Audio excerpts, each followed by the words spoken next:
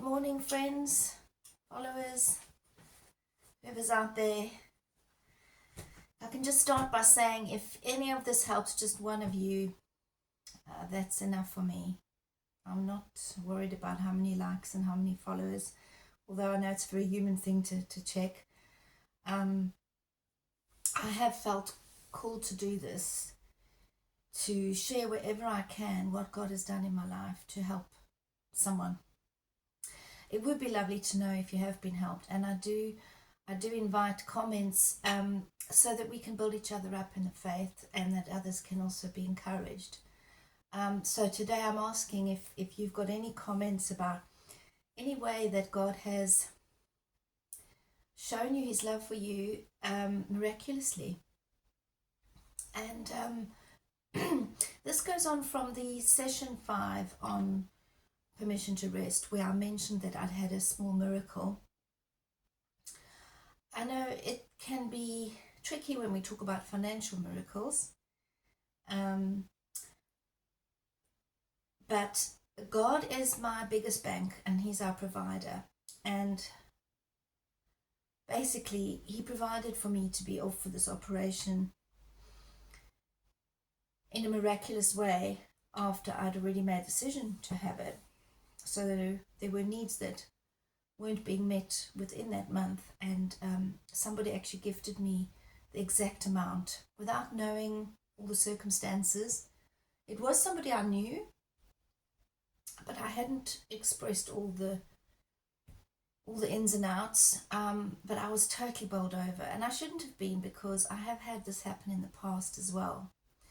Now don't get me wrong, I know the godly principle of, if you don't work, you won't eat. But I've also seen God's grace in situations where I've done my bit, I've tried my best, and there just doesn't seem to be a way. And then sometimes he surprises us with these incredible things. Another example is when I went to, I'd been a student nurse, and I'd felt a really strong calling to go to Cambodia in connection with the child trafficking, but also the way that the children weren't cared for there. And I'd had a particular picture that led me to it, and I'd spend a lot of time asking, is this right, and when's the right time? And I felt it was right to go after my student nursing. What I did was I'd nursed so that the course fees are covered by you nursing. So I came out with no debt, but also no money saved. And I'd kind of forgotten that there would be a pension payback, because we'd obviously been paying into the government, who had given us the course fees in exchange for work, if that makes sense. And I felt God saying to me, I will provide, but you need to obey. And so I wanted to get the ticket for Cambodia. I'd received the jabs already, vaccinations, and an amount came through for the nursing pension that was the exact amount, or about 250 Rand short of the ticket.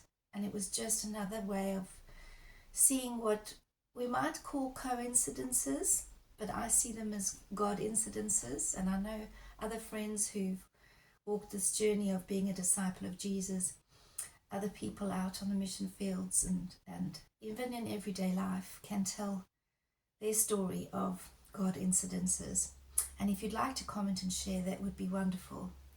Because what I feel today is that permission to rest also comes with knowing who's our provider. So we do our best, and we don't expect every corner we turn around there'll be someone handing out for charity. But I have seen God miraculously provide, especially when I think it's something that he wants to walk alongside us in a way that we can see it's only in his strength. It's not in our own might. Because there was no way I could have afforded Cambodia. And so I was able to buy the ticket and test the calling.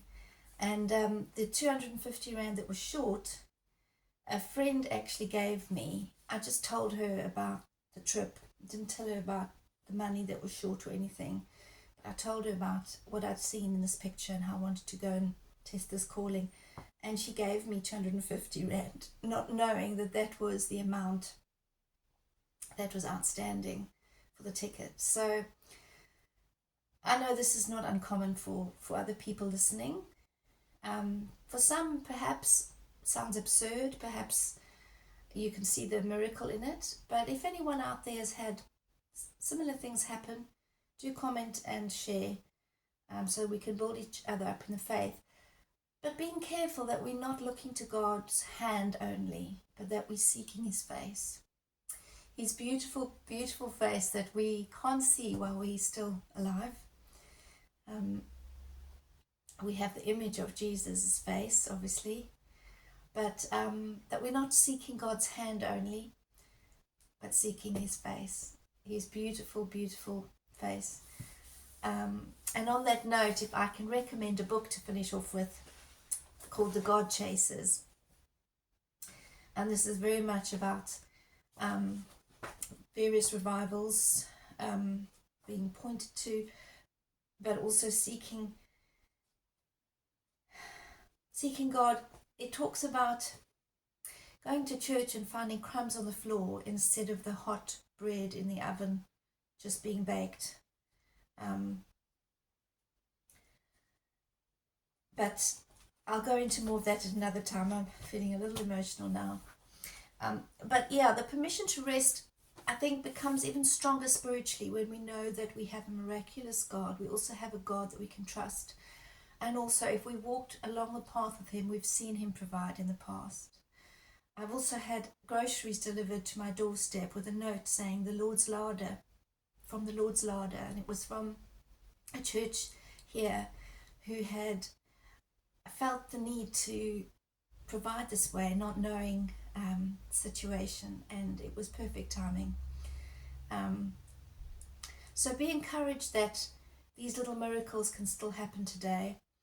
I know in the mission field of people who've prayed for very specific things, and someone on the other side of the world was prompted to send that exact thing at the right time.